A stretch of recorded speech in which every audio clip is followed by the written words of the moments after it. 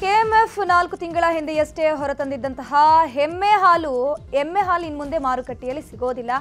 ಎಮ್ಮೆ ಹಾಲು ಮಾರಾಟ ಸ್ಥಗಿತ ಮಾಡಲು ಕೆಎಂಎಫ್ ಗಂಭೀರವಾಗಿರುವಂತಹ ಚಿಂತನೆಯನ್ನ ಮಾಡಿದೆ. ಎಮ್ಮೆ ಹಾಲಿಗೆ ಗ್ರಾಹಕರಿಂದ ಬೇಡಿಕೆ ಕುಸಿತವಾಗಿರೋದ್ರಿಂದ ಎಮ್ಮೆ ಹಾಲು ಸ್ಥಗಿತಗೊಳಿಸಲು ಮುಂದಾಗಿದೆ. ರಾಜ್ಯದಲ್ಲಿ ನಿತ್ಯ ಕೇವಲ 2,000 ಲೀಟರ್ ಮಾತ್ರ ಎಮ್ಮೆ ಹಾಲು ಮಾರಾಟವಾಗ್ತಿದೆಯಂತೆ. 1 ಲೀಟರ್ ಎಮ್ಮೆ ಹಾಲಿಗೆ 600 ರೂಪಾಯಿ ಇದೆ, 60 ರೂಪಾಯಿ ಇದೆ. ಸಿಇಟಿ ಅರ್ಜಿ ಸಲ್ಲಿಕೆ ದಿನಾಂಕ ವಿಸ್ತರಣೆಯಾಗಿದೆ. ಏಪ್ರಿಲ್ 18 ಮತ್ತು 19ರಂದು ನಡೆಯಲಿರುವಂತಹ ಸಿಇಟಿ ಪರೀಕ್ಷೆಗೆ ಅರ್ಜಿ ಸಲ್ಲಿಸಲು ಮಾರ್ಚ್ 20ರ ಬುಧವಾರ ರಾತ್ರಿ 12 ಗಂಟೆ ತನಕ ಅವಕಾಶ ನೀಡಲಾಗಿದೆ. ಶುಲ್ಕ ಸಲ್ಲಿಸಲು ಮಾರ್ಚ್ 21ರ ಸಂಜೆ 5:15 ತನಕ ಕಾಲಾವಕಾಶವನ್ನು ನೀಡಲಾಗಿದೆ. ಈವರೆಗೂ 3,75,399 ವಿದ್ಯಾರ್ಥಿಗಳು ಸಿಇಟಿಗೆ ರಿಜಿಸ್ಟರ್ ಮಾಡಿಕೊಂಡಿದ್ದಾರೆ.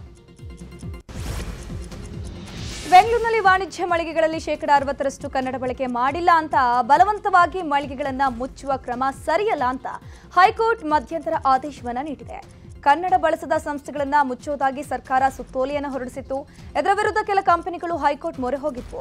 ಇದರ ವಿಚಾರಣೆ ನಡೆಸಿದ ಹೈಕೋರ್ಟ್ ಕನ್ನಡ ಬಳಸಿಲ್ಲ ಎಂದಾಗ ದಂಡ ಹಾಕುವ ಅಥವಾ ಪರವಾನಗಿ ರದ್ದುಪಡಿಸುವ ಕ್ರಮವಾದರೆ ಸರಿ, ಆದರೆ ಸಂಸ್ಥೆಯನ್ನೇ ಮುಚ್ಚುವ ಕ್ರಮ ಸರಿಯಲ್ಲ ಅಂತ ಹೇಳಿವೆ.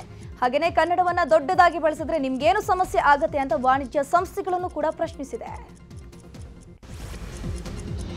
ಚಿಕ್ಕಮಗಳೂರಿನ ಪ್ರಸಿದ್ಧ ಪ್ರವಾಸಿ ತಾಣ ದೇವರಮನೆ ಬೆಟ್ಟದಲ್ಲಿ ಒಂಟಿ ಸಲಗ ಬೀಡು ಬಿಟ್ಟಿದೆ. ದೇವರಮನೆ ಬೆಟ್ಟಕ್ಕೆ ತೆರಳುವ ಮಾರ್ಗದ ತಿರುವಿನಲ್ಲಿ ಒಂಟಿ ಸಲಗ ಕಾಣಿಸಿಕೊಂಡಿದೆ. ಕಾಲಭೈರವೇಶ್ವರ ದೇವಾಲಯದ ಬಳಿಯೂ ಕಾಡಾನೆ ಓಡಾಡ್ತಾ ಇದ್ದು ಪ್ರವಾಸಿಗರು ಆತಂಕಕ್ಕೀಡಾಗಿದ್ದಾರೆ.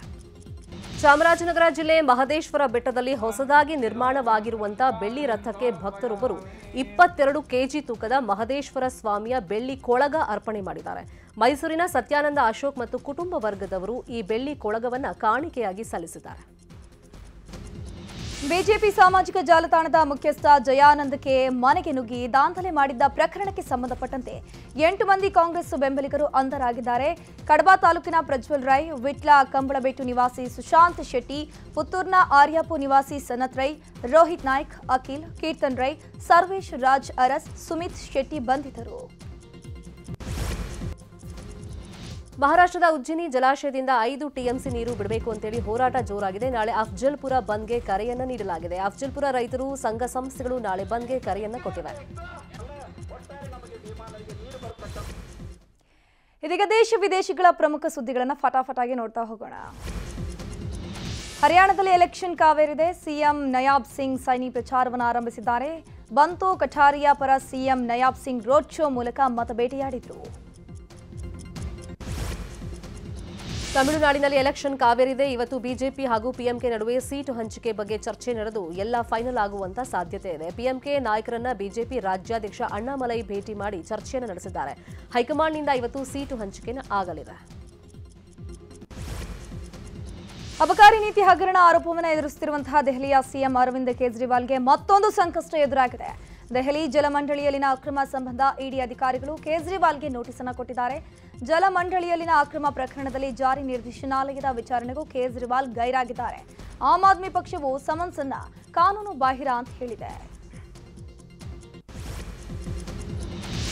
ಅಮೆರಿಕ ಚುನಾವಣೆಯ ಹೊತ್ತಲ್ಲೇ ಮಾಜಿ ಅಧ್ಯಕ್ಷ ಟ್ರಂಪ್ ಹಾಗೂ ಹಾಲಿ ಉಪಾಧ್ಯಕ್ಷೆ ಕಮಲಾ ಹ್ಯಾರಿಸ್ ನಡುವೆ ವಾಕ್ ಸಮರ ಶುರುವಾಗಿದೆ. ಪ್ರಜಾಪ್ರಭುತ್ವಕ್ಕೆ ಡೊನಾಲ್ಡ್ ಟ್ರಂಪ್ ಮಾರಕ ಅಂತ ಕಮಲಾ ಹ್ಯಾರಿಸ್ ಭಾರೀ ವಾಗ್ದಾಳಿಯನ್ನು ನಡೆಸಿದ್ದಾರೆ. ಪಶ್ಚಿಮ ಬಂಗಾಳದ ಕೋಲ್ಕತ್ತಾದಲ್ಲಿ ಕಟ್ಟಡ ಕುಸಿದ ಪ್ರಕರಣದಲ್ಲಿ ಸಾವಿನ ಸಂಖ್ಯೆ 10ಕ್ಕೆ ಏರಿಕೆಯಾಗಿದೆ. 5 ಹಂತಗಳ ನಿರ್ಮಾಣ ಹಂತದ ಕಟ್ಟಡ ಕುಸಿತು ಈ ಘಟನೆ ಸಂಭವಿಸಿದೆ. ತನಿಖೆಗೆ ಸರ್ಕಾರ ಆದೇಶವನ್ನು ಕೊಟ್ಟಿದೆ.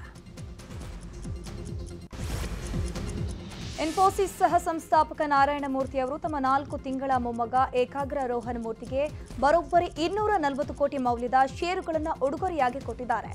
ಇನ್ಫೋಸಿಸ್ ಷೇರುಪೇಟೆಗೆ ನೀಡಿದ ಮಾಹಿತಿಯಲ್ಲಿ ಈ ವಿಷಯ ಬಹಿರಂಗವಾಗಿದೆ.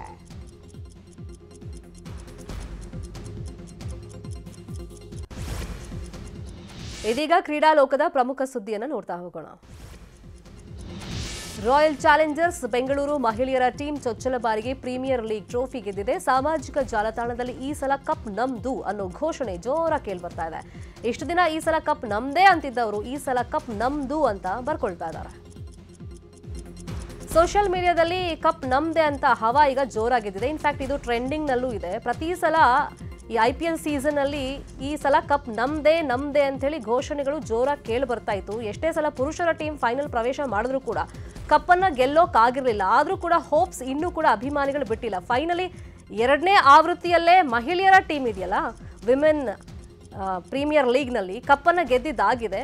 ಆಟಗಾರರು ಹೇಳ್ಕೊಳ್ತಾ ಇದ್ರು ಈ ಸಲ ಕಪ್ ನಮ್ದೇ ಅಂತ ಸ್ಪೆಸಿಫೈ ಮಾಡಿ ಹೇಳಿದ್ರಿಂದ ಸೋಷಿಯಲ್ ಮೀಡಿಯಾದಲ್ಲಿ ಇದು ಸಿಕ್ಕಾಪಟ್ಟೆ ಚರ್ಚೆ ಆಗ್ತಾ ಇದೆ. ಪುರುಷರು ಕೂಡ ಈ ಸಲ ಕಪ್ ನಮ್ದೇ ಅಂತ ಹೇಳಬೇಕು ಅಂತ ಒತ್ತಡ ಜಾಸ್ತಿ ಆಗ್ತಾ ಇದೆ. IPL 17ನೇ ಆವೃತ್ತಿಯ IPLಗೆ ಸಜ್ಜಾಗ್ತಾ ಇದ್ದು ಎಲ್ಲರೂ ಕೂಡ ಸಜ್ಜಾಗ್ತಾ ಇದ್ದಾರೆ. ಇವತ್ತು RCB ಟೀಮ್ ಅದ್ಧೂರಿ ಅನ್ಬಾಕ್ಸ್ ಕಾರ್ಯಕ್ರಮವನ್ನು ನಡೆಸಲಿದೆ. ಬೆಂಗಳೂರಿನ ಚಿನ್ನಸ್ವಾಮಿ ಸ್ಟೇಡಿಯಂನಲ್ಲಿ ಅನ್ಬಾಕ್ಸ್ ಕಾರ್ಯಕ್ರಮ ನಡೆಯಲಿದೆ.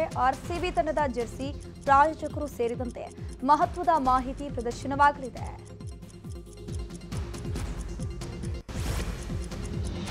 ಇದೀಗ ಸಿನಿ ಲೋಕದ ಪ್ರಮುಖ ಸುದ್ದಿ ನೋಡ್ತಾ ಹೋಗೋಣ. ತೆಲುಗಿನ ಕಂಚಿನ ಕಂಠದ ಗಾಯಕಿ ಮಂಗ್ಲಿ ಕಾರ್ ಆಕ್ಸಿಡೆಂಟ್ ಆಗಿದೆ, ತುಂಬಾ ಫ್ರಾಕ್ಚರ್ ಆಗಿದೆ ಅಂತೆಲ್ಲ ರೂಮರ್ ಹಬ್ಬಿತ್ತು. ಇದೀಗ ಸ್ವತಃ ಮಂಗ್ಲಿನೇ ಈ ಬಗ್ಗೆ ಕ್ಲಾರಿಟಿ ಕೊಟ್ಟಿದ್ದಾರೆ.